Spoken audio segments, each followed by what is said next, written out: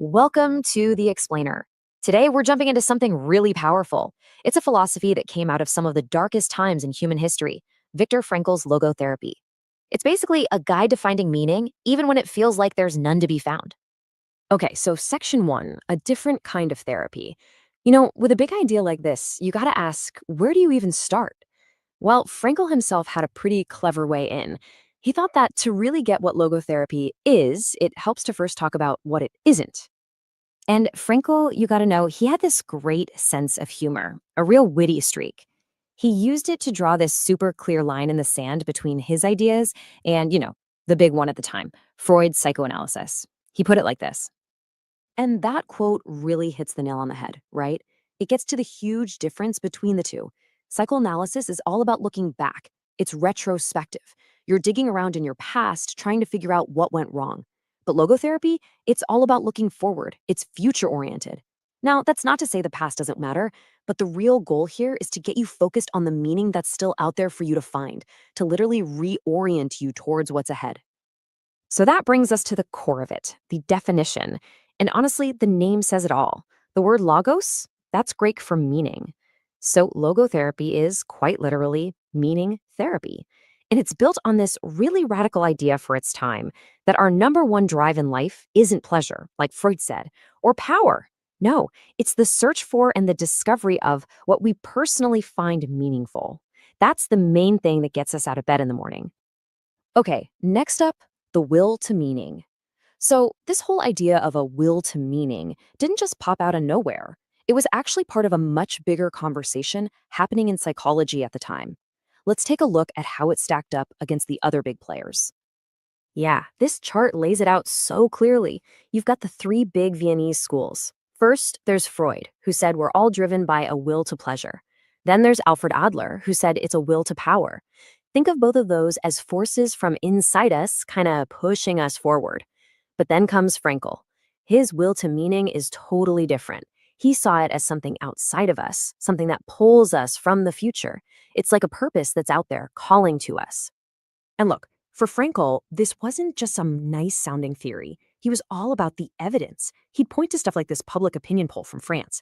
I mean, check out these numbers. A staggering 89% of people said, yep, we need something to live for. And get this, 61% said they actually had something or someone in their life they'd be willing to die for. So for Frankl, this wasn't just a belief, it was a cold, hard fact of human existence.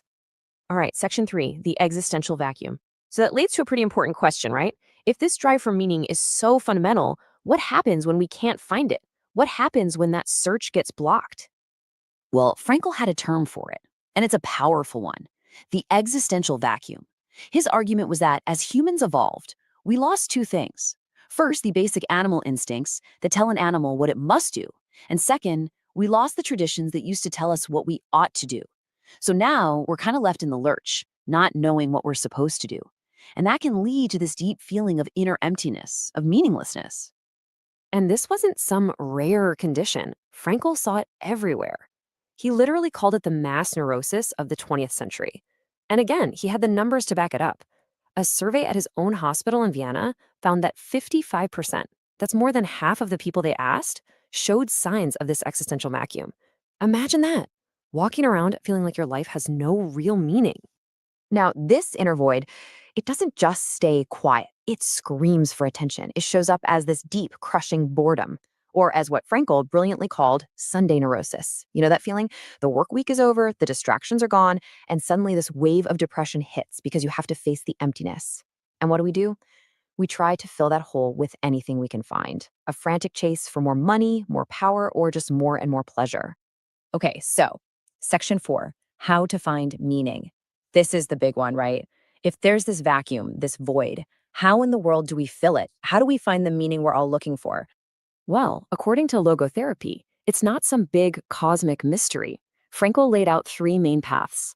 The first one is pretty straightforward, creating a work or doing a deed. You find meaning in what you do. The second is by experiencing something or encountering someone. Think about falling in love or being moved by a piece of art. That's meaning. And then there's the third one. And this is the one that really sets Frankl apart. He said we can find meaning in the attitude we take towards suffering we can't avoid. Wait, what? Meaning in suffering? How is that even possible? I mean, suffering is the thing we spend our whole lives trying to get away from. But let's really dig into this, because this idea, it's probably one of Frankel's most powerful and life-changing insights. To make this point, Frankel often told this incredible story about an elderly doctor who came to see him. This doctor was just shattered. His wife, the love of his life, had died 2 years ago, and he was still in this deep, dark depression, completely inconsolable. So Frankel's sitting there with this grieving man, and instead of just saying, "I'm sorry for your loss," he asks him a question, a single question that completely reframes the situation. He says, "What would have happened, doctor, if you had died first and your wife would have had to survive you?" The doctor replied, "Oh, that would have been terrible for her. She would have suffered so much." And right there, that's the key. Frankel looked at him and said, "You see, doctor, your wife has been spared that suffering, and you are the one who has spared her." In that one moment, everything changed. The doctor's pain didn't just disappear, but it suddenly had a purpose. It wasn't just empty grief anymore. It was a sacrifice. It was an act of love. So that's the deep philosophical side. But logotherapy also has some incredibly practical tools. Let's get into section 5, the power of paradox. This is a technique for dealing with the kinds of fears and anxieties that can just totally trap us. So, Frankel noticed that a lot of our anxieties are stuck in this nasty feedback loop. He called it anticipatory anxiety. Let's say you're terrified of blushing when you have to speak in public. What happens? You start thinking about it, which makes you anxious, and the anxiety makes you blush. The very thing you were afraid of happens because you were afraid of it. It's a vicious cycle. So, how do you break out of that trap? This is where it gets really interesting. The tool is called paradoxical intention, and it sounds completely nuts at first. The idea is to deliberately try to do the thing you're afraid of.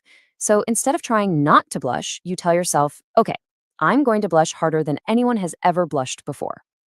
And it works. Frankel tells this great story about a bookkeeper with a terrible case of writer's cramp, so bad he was about to get fired. The therapist told him, "Forget writing neatly. I want you to go to work and try to write the messiest, ugliest scribble you possibly can. Show everyone what a great scribbler you are." And you know what happened? The moment he deliberately tried to mess up, he couldn't. His cramp was gone in 48 hours. All right, last section here, the freedom to choose. And this is really where everything comes together. The search for meaning, the purpose in suffering, even that paradoxical trick, it all builds up to this one final, incredibly powerful idea about what it means to be human. Frankl was a huge fan of the philosopher Nietzsche, and he often quoted this line: "He who has a why to live for can bear almost any how." For Frankl, this wasn't just a clever saying. He saw it with his own eyes in the concentration camps. The people who survived the absolute horror of that how, they were the ones who held on to a why, a reason to live. That why kept them alive. And that brings us to the ultimate takeaway of logotherapy. It's this: you are not just a product of your circumstances. You're not just your biology or your upbringing. You are not fully determined. In the end, we are self-determining. Because no matter what happens to you, no matter what is taken away, there is one last freedom that can never be taken: the freedom to choose your attitude in any given set of circumstances.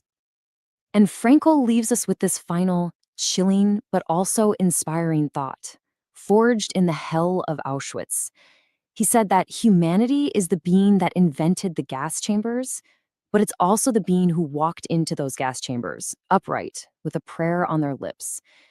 We all have both inside of us, the capacity to be a monster and the capacity to be a saint.